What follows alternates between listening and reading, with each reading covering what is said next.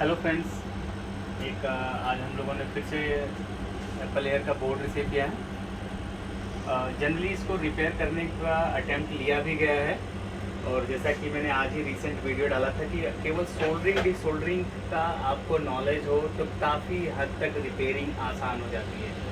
मैं आपको दिखाना चाहूँगा कि इस बोर्ड को केवल सोल्डरिंग डिसोल्डरिंग और एक माइनर सा प्रॉब्लम था जिसको रिजॉल्व करने के बाद ही ये बोर्ड ऑन हो गया।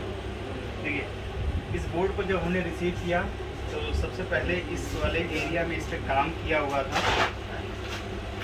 यहाँ पे मैं दिखा रहा हूँ, इस रजिस्टर्स को आपस में लगाया गया था, मतलब यहाँ पे 2 रजिस्टर प्लेस किए गए थे, लेकिन जो है रफली काम किया गया था। रफली काम करने के वजह से ये रजिस्टर आप शॉर्ट हो गए थे, ग्राउंड हो रहे थे। ठीक है, तो पहले तो हमने इन रजिस्टर्स को सही किया है, यानी कि केवल और केवल उस पोजीशन पे काम किया जहाँ पे पहले से ही किसी इंजीनियर ने अटेम्प्ट लिया हुआ है। यानी कि जिस भी व्यक्ति ने इस बोर्ड को पहले रिपेयर करने की कोशिश की है उनके द्वारा क्लू मिल जाता है कई बार। देखिए, यहाँ पे काम किया गया था जिसको सही तरीके से नहीं करने की वजह से ये एरिया सही प्रॉपर फंक्शन नहीं कर रहा था। साथ ही साथ इस एरिया पे काम किया गया था। देखिए यहाँ पर यहाँ से यहाँ की तरफ गलत थोड़ा सा जंप रजिस्टर लगाया हुआ था, एक बड़ा रजिस्टर लगाया गया था। यहाँ पे जो एप्पल में के बोर्ड पे रजिस्टर की साइज़ होती है और जो नॉर्मल बोर्ड के रजिस्टर की साइज़ होती हैं उनके साइज़ डिफरेंट होती है। तो यहाँ पे जब रजिस्टर बड़े साइज़ का लगाया गया था तो अब देखिए, जैसे मैं ये बताना चाहता हूँ कि रजिस्टर यहाँ पे जॉइंट है, लेकिन आप बड़ा साइज़ रजिस्टर लगाएंगे तो इसके साइड का जो एरिया है इस वाले ट्रैक से भी जुड़ जाएगा, तो ये डिफरेंट ट्रैक हो गया। और ये जो रजिस्टर जहाँ एंड हो रहा है इस डॉट पे कनेक्टेड है, वो डॉट अलग है। ठीक है, तो जब भी आप कोशिश करें इस तरह के रजिस्टर्स वगैरह कनेक्ट करते हैं तो ये आपको पता होना चाहिए कि केवल डॉट से ही कनेक्ट हो, दूसरे एरिया से कनेक्ट होगा तो शॉर्ट हो जाएगा। तो यहाँ पर हमने देखा, जब चेक किया तो ये पूरा का पूरा एरिया ही शॉर्ट बता रहा था, जिसकी वजह से मदरबोर्ड डेड पड़ा हुआ था। और इन्हीं कारणों की वजह से एक सप्लाई भी शॉर्ट हो गई थी। ये सप्लाई है, सप्लाई का कन्वर्जन है, देख पा रहे होंगे यहाँ से ये ट्रैक कटा हुआ है, देख पा रहे हैं। अगर मैंने यहाँ पे डायरेक्ट कर दिया, हालांकि मैं इसी ट्रैक को यहाँ से यहाँ भी जोड़ देता तब भी ये मेरा बिना जंपर के भी काम हो जाता। तो देखिए, देखते देखते मुझे यहाँ पे एक क्लू और मिल गया कि मैंने यहाँ पे जंपर जो लगाया इसको हटा भी सकता हूँ। जंपर को भी मैं हटा सकता हूँ अगर मैं यहाँ से यहाँ जंपर मार दूँ।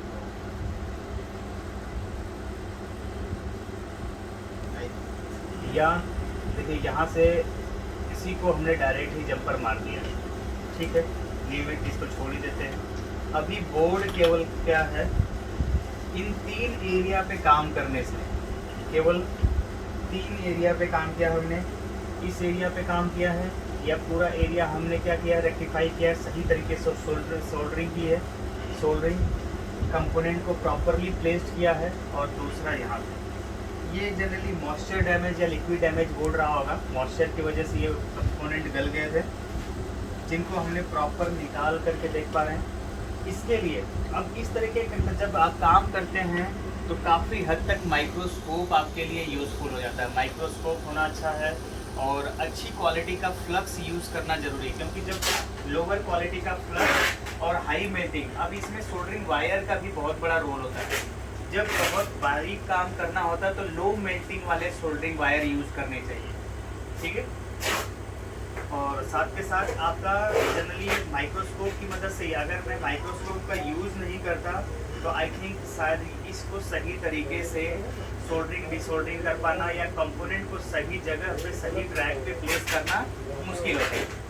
तो अगर आप थोड़े से अपने काम की एफिशिएंसी बढ़ाना चाहते हैं तो टूल्स भी अच्छे क्वालिटी के जो टूल्स होते हैं वो काफ़ी हद तक यूज़फुल होते हैं। ओके, सो अच्छे क्वालिटी के टूल्स और हैंड प्रैक्टिस होना ज़रूरी है सोल्डरिंग डिसोल्डरिंग का। आप लगातार सोल्डरिंग डिसोल्डरिंग आप करिए, प्रैक्टिस करिए, सही चीज़ों को सही जगह प्लेस्ड करने आना चाहिए। Thank you.